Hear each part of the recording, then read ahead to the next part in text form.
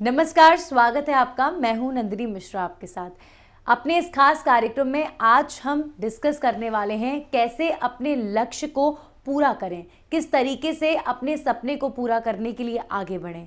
अपने पिछले सेशन में हमने बात की थी कि लक्ष्य को पूरा करने के तरीके होते क्या हैं, लेकिन उनको करें कैसे, ये आज हम डिस्कस करेंगे। और एक बार फिर से इस सेशन में हमारे साथ मौजूद हैं संजय मंगला जी, जो है मोटिवेशनल स्पीकर और एनएलपी एक्सपर्ट। सर, बहुत बहुत स्वागत आपका। धन्यवाद नंदिनी जी। तो आज अपने सेशन में हम बात करेंगे सेल्फ इमेज की। सेल्फ इमेज क्या होता है, सेल्फ इमेज को कैसे बूस्टअप करना है और सेल्फ इमेज कैसे हमारे लक्ष्य को पाने में हमारी मदद करता है। तो सबसे पहले संजय जी आपसे जानना चाहेंगे, जैसा कि आपने बताया था कि सेल्फ इमेज का बहुत इंपॉर्टेंट रोल होता है, तो ऐसे में सेल्फ इमेज आखिर होती क्या है, सर सबसे पहले वो बताएं। बिल्कुल ठीक कहा नंदिनी जी आपने। हमारे जो लक्ष्य होते हैं, जो गोल्स होते हैं, हमारा टारगेट है कि हम उन्हें जल्दी से जल्दी और इफेक्टिवली प्राप्त करें। उसके लिए हमारा जो सेल्फ इमेज है वो बूस्टेड होना चाहिए कि I am a achiever, I am a performer. लेकिन कई बार क्या होता है कि हमारा सेल्फ इमेज डाउन होता है, हम अपनी जो पास्ट फेलियर्स रही हैं उनके ऊपर ज़्यादा फोकस कर जाते हैं और हमारा सेल्फ इमेज डाउन हो जाता है। सेल्फ इमेज क्या है, आपका जो पहला क्वेश्चन है कि सेल्फ इमेज क्या होता है। सेल्फ इमेज का मीनिंग है कि how do we perceive our self. हम अपने बारे में अपनी मेंटल स्क्रीन पर, अपने मानस पटल में क्या सोचते हैं। हमारे सेल्फ इमेज डिफरेंट चीज़ों को लेकर डिफरेंट हो सकते हैं। लाइक मैं एग्जांपल लेता हूँ, हेल्थ। एक आदमी का हेल्थ को लेकर के इमेज हो सकता है कि मैं नॉर्मली बीमार रहता हूँ। एक आदमी का हो सकता है कि I am always fit. Wealth, richness, मैं गरीब हूँ या मेरे पास पैसा नहीं है या मैं अमीर हूँ। सेम वे सक्सेस को लेकर के, सेम वे गुस्से को लेकर के एक आदमी का सेल्फ इमेज हो सकता है कि मेरे को नॉर्मली गुस्सा बहुत जल्दी आता है। एक आदमी को हो सकता है कि नहीं मैं तो अपना गुस्सा इजीली मैनेज कर लेता हूँ। खुशी को लेकर के, दुख को लेकर के, डिफिकल्ट सिचुएशन को लेकर के हमारे कुछ सेल्फ इमेजेस होते हैं कि मेरे लाइफ में जब कभी डिफिकल्ट फेज आया तो हाउ आई फेस्ड इट, मैं उसको देख करके डिफिकल्ट फेज से घबरा करके भागा या मैंने बहुत अच्छी तरह से उसको टैकल किया। तो ये जो हमारी एक इंटरनल विजुअलाइजेशन होती है वो हो गई हमारी सेल्फ इमेज। सिमिलरली हमारे इंटरनल डायलॉग होते हैं। एक आदमी का जो सेल्फ टॉक होता है वो बहुत इंपॉर्टेंट है। सेल्फ टॉक से मेरा मतलब है कि लाइफ की सिचुएशन के बारे में सोचते हुए एक आदमी के मुंह से बार बार निकलता है सब कुछ बेकार है, जिंदगी में कुछ नहीं है, इस तरह से जो निकल रहा है, या मेरी कोई नहीं सुनता, मुझे कोई प्यार नहीं करता। इट मीन्स अंदर से उसका जो सेल्फ इमेज है ना वो क्रश हो रखा है। जी जी। उसे लग रहा है कि घर में मुझे कोई प्यार नहीं करता जी। तो ऐसे ये हमारा जो सेल्फ इमेज है मीन्स हम अपने बारे में क्या देख रहे हैं और हमारा सेल्फ डायलॉग क्या निकल रहा है अपने बारे में। यानी अपने टारगेट को अचीव करने के लिए हमें अपने सेल्फ इमेज को बहुत ज़्यादा पॉजिटिव रखना ज़रूरी है, लेकिन सबसे बड़ा टास्क तो यही है कि सेल्फ इमेज को पॉजिटिव रखें कैसे, उसके क्या तरीके हैं। बिल्कुल ठीक कहा आपने। तो हम अपने सेल्फ इमेज को कैसे पॉजिटिव रखें, हमें ये जानने के लिए, या सेल्फ इमेज को कैसे बूस्टेड रखें, हमें ये समझना है कि सेल्फ इमेज बनता कैसे है। तो पहले मैं आपको ये बताता हूँ सेल्फ इमेज बनता कैसे है, फिर मैं आपके क्वेश्चन पर आऊंगा कि हम अपने सेल्फ इमेज को कैसे बूस्टेड रखें। सेल्फ इमेज बचपन से अपने पेरेंट्स से, अपने टीचर्स से, फ्रेंड्स के बीच में जब एक आदमी, एक बच्चा, एक लड़का या लड़की जो भी रहता है, वहाँ से उस अपना सेल्फ इमेज को क्रिएट करना शुरू करता है। मैं एक एग्जाम्पल देता हूँ। सपोज कीजिए एक बच्चा स्कूल में काम नहीं करके लाया, वहाँ पर टीचर ने उसको डांटा जी। उस डांट से बच्चा डरा या घबराया, जो भी हुआ, उसके डर में उसकी मेंटल पीक स्टेट, डरी हुई अपनी पीक पर पहुंच गई, मेंटल स्टेट पीक पर पहुंची। उस समय पर टीचर ने बोला यू आर अ डफर। अब यहां से बच्चे की, क्योंकि उसका जब कोई भी हमारी जो इमोशनल स्टेट पीक पर होती है तो हमारा सबकॉन्शियस माइंड खुला हुआ होता है और चेतन मन खुला हुआ होता है। यहां से एक सेल्फ इमेज को दाग लगा कि I am a duffer. Similarly friends से बात करते हुए, कहीं पर भी बात करते हुए, तो ऐसी कोई बात हम सुन लें अपने बारे में तो इमीडिएट हमें अपने अंदर बोलना चाहिए no, I am not a duffer, I am a performer, I am a wise man. आज मैंने काम नहीं किया but I am a performer. इस तरह से हमें इंटरनल डायलॉग सुन कह करके उस बात को नेगेट करना चाहिए, सो दैट हमारा जो अवचेतन मन है उस बात को पकड़ना जाए। तो हमारा सेल्फ इमेज दो चीज़ों से बनता है। एक तो हुआ कि जो हम समाज के अंदर रह रहे हैं, बचपन से पेरेंट्स से जो हमने सुना है, जिन लोगों से हम ज़्यादा अटैच्ड हैं, जिनके साथ हम अपना ज़्यादा समय व्यतीत करते हैं, और एक ये बनता है अपने पास्ट एक्सपीरियंसेस से। एसोसिएशन और डिसएसोसिएशन से।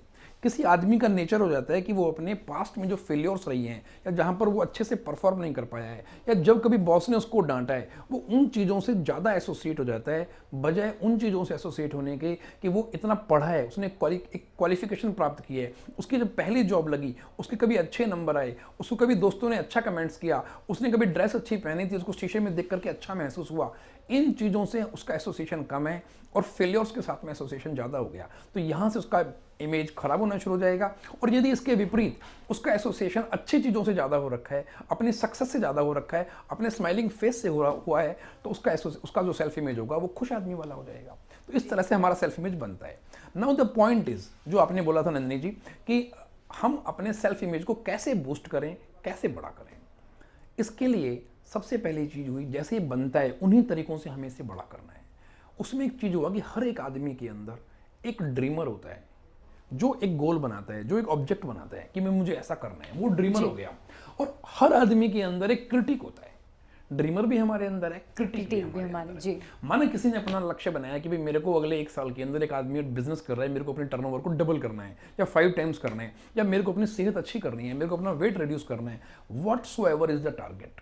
उसके बारे में जैसे वो एक ड्रीम देखता है अपने टारगेट को बना करके, अंदर वाला क्रिटिक बोलता है नहीं नहीं, तूने 5 बार पहले भी सोचा था जी कि मैं सुबह मॉर्निंग वॉक करने जाऊंगा, बट तू नहीं गया था। अब जैसे ये क्रिटिक बोलता है कि तूने पहले भी सोचा था अच्छा परफॉर्म करने के लिए, तू नहीं कर पाया था, तो क्रिटिक हर एक के अंदर होता है। किसी किसी के अंदर या अधिकांश लोगों के अंदर आजकल इस स्ट्रेस भरे माहौल में ये क्रिटिक बहुत स्ट्रांग हो गया है। बिल्कुल। जैसे ये क्रिटिक स्ट्रांग हो जाता है तो ये हमारी सेल्फ इमेज को तोड़ना शुरू कर देता है और हमारे अंदर हमारी सेल्फ इमेज डाउन होने लगती है। मीन्स हमें अपने क्रिटिक बहुत जरूरी है जो हमें हमारी सच्चाई से अवगत कराए, बट ये क्रिटिक का ओवर स्ट्रांग हो जाना, ओवर एक्टिव हो जाना हमारे लिए ठीक नहीं होता। सो हमें अपने इस क्रिटिक को मैनेज करना है और अपने क्रिटिक को समझाना है, अपने क्रिटिक को सेटिस्फाई करना है कि मैं कर तो नहीं पाया था पहले, बट उस समय पर मीन्स मैंने अपने पास्ट एक्सपीरियंस से कोई लर्निंग निकालनी है। अपने आप को उस फेलियर से जोड़ के नहीं रखना है, बट वहां से एक लर्निंग निकालनी है। बोलते हैं ना, हैव ए लर्नर्स एटीट्यूड। तो हमें अपने पास्ट एक्सपीरियंस से एक लर्निंग निकालनी है कि वहां पर ऐसा हुआ था इसलिए मैं ये नहीं कर पाया, but this time I am doing this change so I will be able to do it.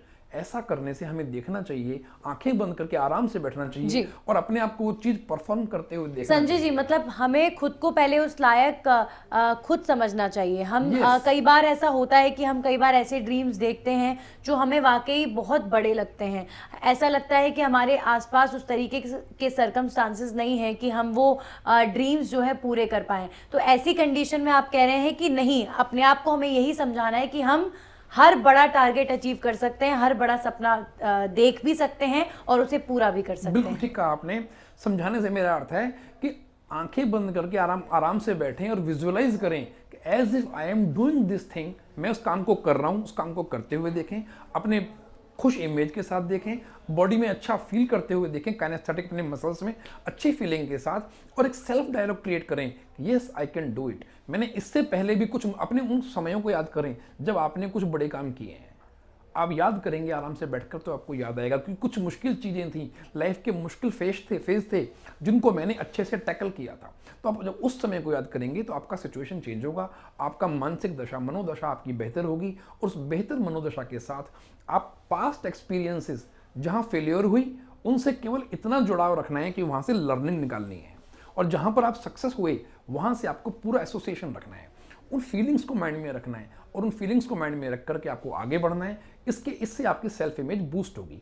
Critic को शांत करना है और एसोसिएशन और डिसएसोसिएशन को बड़े ध्यान से करना है।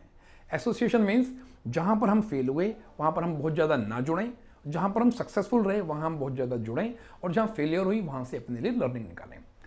अपने सेल्फ इमेज को नंदिनी जी जब बड़ा दिखता है, और ये सेल्फ इमेज हम अच्छी यादों से अपने अंदर कायम करके रखें, यानी जो हमारी जिंदगी में अच्छा हुआ है हमेशा उसके बारे में सोचें। यस, क्या है कि हमारा जो माइंड है उस सपने में और सच्चाई में, हमारा जो अवचेतन मन है उस सपने में और सच्चाई में कोई फर्क नहीं करता है।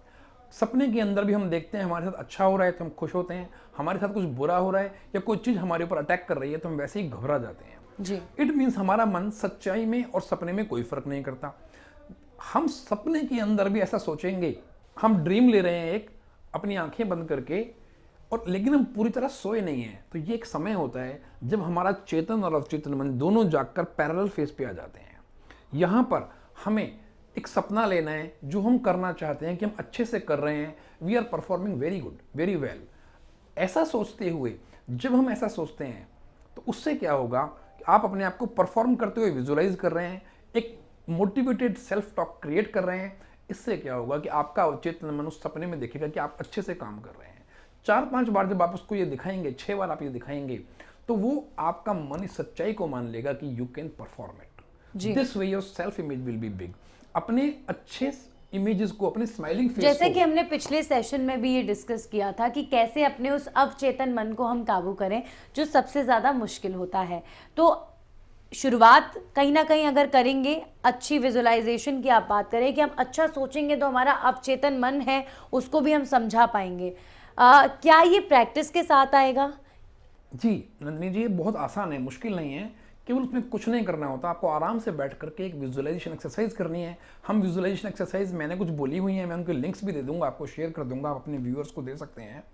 तो उस विजुअलाइजेशन एक्सरसाइज में आंख बंद करके आराम से बैठें और डिफरेंट सिचुएशंस के अंदर जहां पर आप जिस भी चीज़ के बारे में अपने सेल्फ इमेज को चेंज करना चाहते हैं, माना किसी आदमी की सेल्फ इमेज है कि उसको गुस्सा जल्दी आता है, तो आंख बंद करके बैठे और उस सिचुएशन को विजुअलाइज करें जिसके अंदर उसे गुस्सा आता है, और फिर उसके बाद अपने नए बिहेवियर को देखें कि उसको मुस्कुराहट के साथ वो उस सिचुएशन को टैकल कर रहा है, सामने वाले को कुछ समझाना है तो बड़े आराम से समझा रहा है, और उसके फायदे देखे कि उसकी दोस्ती मेंटेन रही या उसका रिलेशन और बेहतर हो गया। मीन्स इस प्रैक्टिस को सपने में, अपने विजुअलाइजेशन में 5-6 बार करने के बाद वो देखेगा कि बॉडी वैसे ही परफॉर्म करने लगी। मतलब क्या संजय जी, वाकई इमेजिनेशन में इतनी ताकत होती है कि वो हमारी जिंदगी के जीने को तरीके को ही बदल देता है? मैडम, आपने एक क्वेश्चन इतना अच्छा पूछा है। आप नेट पे सर्च करना है, गूगल पे जब आप डालेंगे, एल्बर्ट आइंस्टीन जो सदी के सबसे बड़े साइंटिस्ट हुए हैं, उनकी फेमस कोट्स डालेंगे।